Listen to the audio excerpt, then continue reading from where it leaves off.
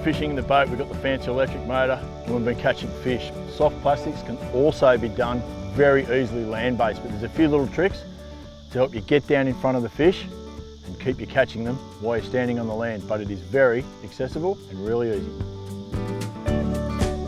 Yep. Oh. Woohoo.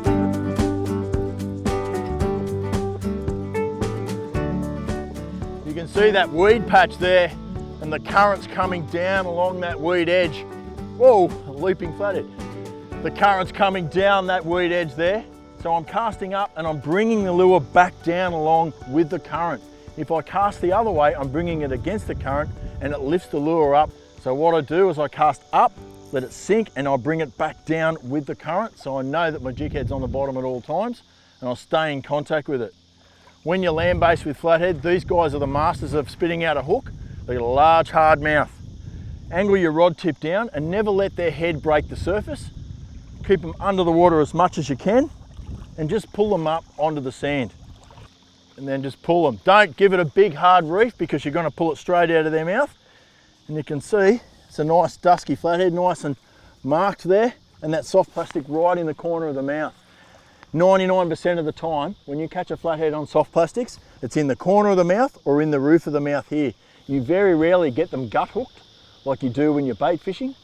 So it's pretty, a fish-friendly way to fish for them, that's for sure. Okay, this is only a really small flathead, probably just a legal size. You've got to be very careful when you're handling these guys. They've got some very serious spines on the back of the gill rakers here. The smaller the fish, the sharper the spines and the more damage they do. Try not to handle them at all. If you do, try and support them underneath with wet hands. If you're going to measure a fish, take a photo of it. Make sure your measuring device is wet down as well and not too hot. But basically, the least you can handle a fish, the better. Don't wrap it with a rag or take the slime off it. And be careful what net you use as well.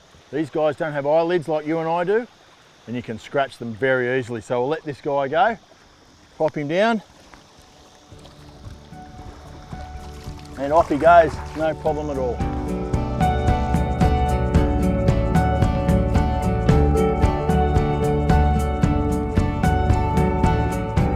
Brody's using the same technique, casting up and bringing it back with the current. He's identified a deeper green hole and that's where we're finding the fish sitting.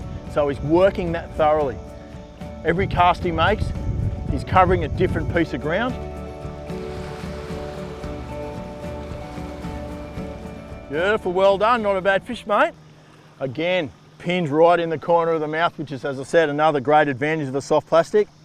Brody's just going to let that fish probably rest on the palm of his hand, pop the jig head out and just put him back in. You can sort of do that with these little guys. The larger fellas, it's a little bit harder.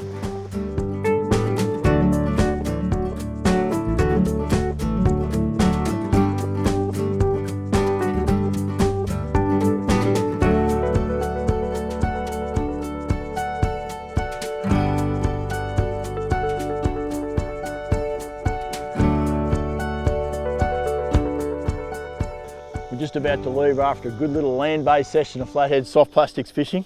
We're walking back and we find this flathead lie. You can see the tide's been right up here at high tide. As the tide's drained, you can see exactly the outline of probably about a 40-45 centimetre flathead, exactly where he was sitting. We caught a few fish, we know they live here, and that's even more proof. Keep your eyes out for that sort of thing when you're having a look around as well.